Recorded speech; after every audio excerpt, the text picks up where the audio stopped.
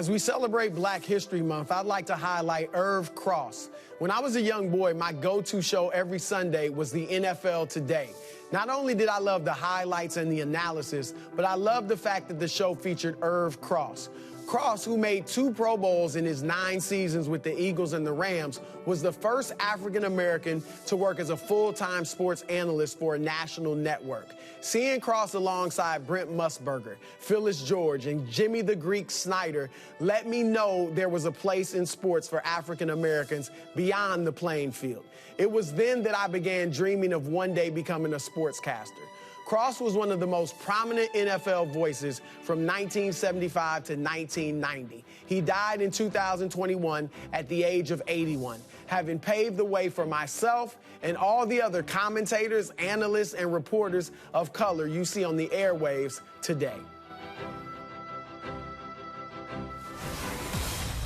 Back to the NBA, 2 of the biggest stars the game has ever seen, LeBron James, Kevin Durant. They faced off a couple nights ago. KD got the better of that matchup. But now former NBA player Chandler Parsons speaking up, saying, which superstar was more likely to win another championship? And he said, quote, I got to say Kevin Durant because I think he has a better chance this year. Bringing back in NBA expert Slick Rick, the Bucher Slick. Do you agree with Parsons? KD got a better chance than LeBron at another ring.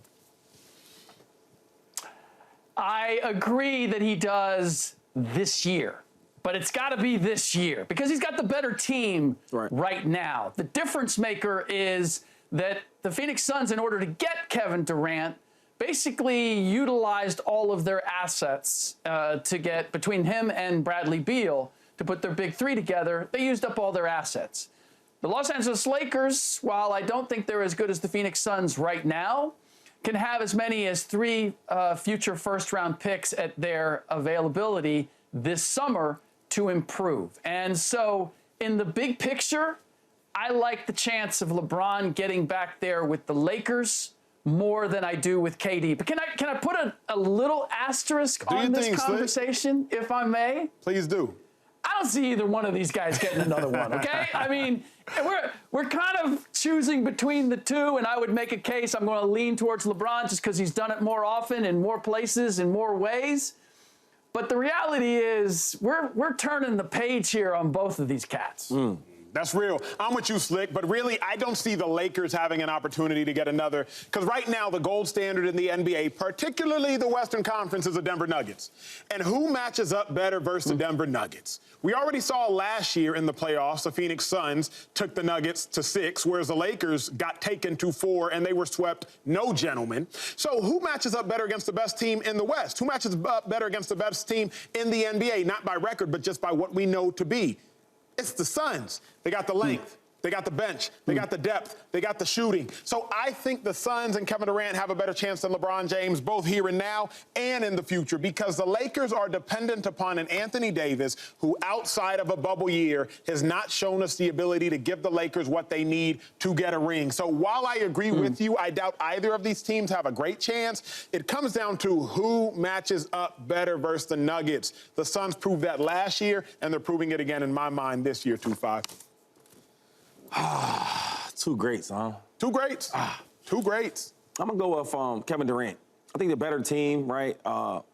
If Kevin Durant doesn't play well, they still could win, I think, with Booker and Bill once they get them 3 playing together. But like Slick said, man, it's going to be tough for both of these teams, both of these guys. I don't see the Lakers going winning the championship, and I don't really see the Suns. But if I had to pick one team and one guy, I'm going with Kevin Durant and the Suns. I'm also going with KD, but I'm going with KD for different reasons. I don't like to predict the future too far ahead because one thing I know about this league is that it can look very, very different year to year. You can have a whole entire different ensemble on every single team, and players move around and stars one out, and things happen very quickly year to year. So I'm not going to talk about after this year. If we're going to talk about this year alone, I do think that Kevin Durant and the Suns have a better situation this year. They match up better with the Nuggets, who they'd have to go through to get a ring. I do think that if everyone's playing at the highest level that they're capable of playing at right now, when you look at what the Suns have, I feel like they have the ability to go further when you talk about the bench, when you talk about the stars. And that's not to discredit what LeBron James and Anthony Davis are capable of, but this is the matchup that you have to go through. And we, like, as Acho just said, we saw how it went last year. Obviously, these teams are a little bit different.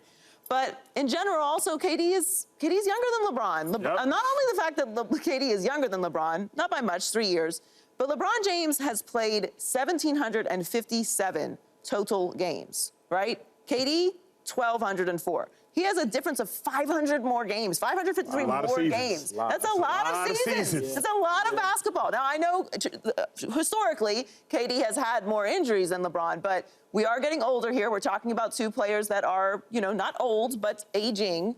And, I don't want to predict the future too much. If I have to pick one, I do think it's KD. But I also don't want to sit here and say that it is impossible that either of these players don't win another ring. Because, again, this is a crazy league and a lot can happen. And last year, I feel like in the playoffs, they were just gelling together in the playoffs last year with Kevin Durant. Now, like, you're familiar with the team, you're familiar with the roles. So I think it might be a little different coming into the postseason. That does matter. All right, wait a minute. Can we write this down? The date and the time, It's and have a stamp on it, because that's what I do. February 28th, yeah. I am the only one on the LeBron James train. No, I'm soft on board. I'm doing my job. I had to pick one. I'm the only one? That's not true. That's not true. I had a caveat at the end. You said that you don't think either of them will. I said I'm not willing to say. In fact, no. You bought a ticket. You didn't actually get on that wagon. Okay, you just said, I'm going to buy a ticket in case it starts going somewhere, then I'm going to get on. You don't think either one of them will. No. I'm on the Phoenix train. No, look, you guys make a great point, and if we are talking about the here and now, I agree with you, because one of the other things, aside from the fact that they took them, were a tougher out against them last year, is that they switched out DeAndre Ayton for Yusuf Nurkic, and just size-wise and ability-wise, while I still have some questions, I give them a better chance with a guy like Nurk than I do with DeAndre Ayton. We've already seen what Jokic will do to DeAndre Ayton when he chooses. Nurk and Jokic as former teammates in Denver, I'm still hoping that I'm going to see Nurk take it personally when it matters most in the postseason, that Denver chose Jokic over him and sent him to Portland, and then the lack of success in Portland has him motivated to say, it wasn't me, it was them. And now that I got guys like KD and Beal and Booker riding with me, I can show you exactly the kind of big man I can be in the postseason. That's what I'm hoping for. And if that does happen, then I would agree with you guys. But for now, I guess I'm just going to have to be the solo LeBron stan here. Somebody's got to carry that weight. Good luck, Slick. I hope you've been squatting, because it's a lot of weight to carry. When we return, going from Phoenix to Tampa, going from the NBA to the NFL, Baker Mayfield, his head coach, said that they are obviously committed to him. But who needs who more? Do the Bucs need Baker more than Baker needs the Bucs? Is Baker the future in Tampa? That's next on Speed.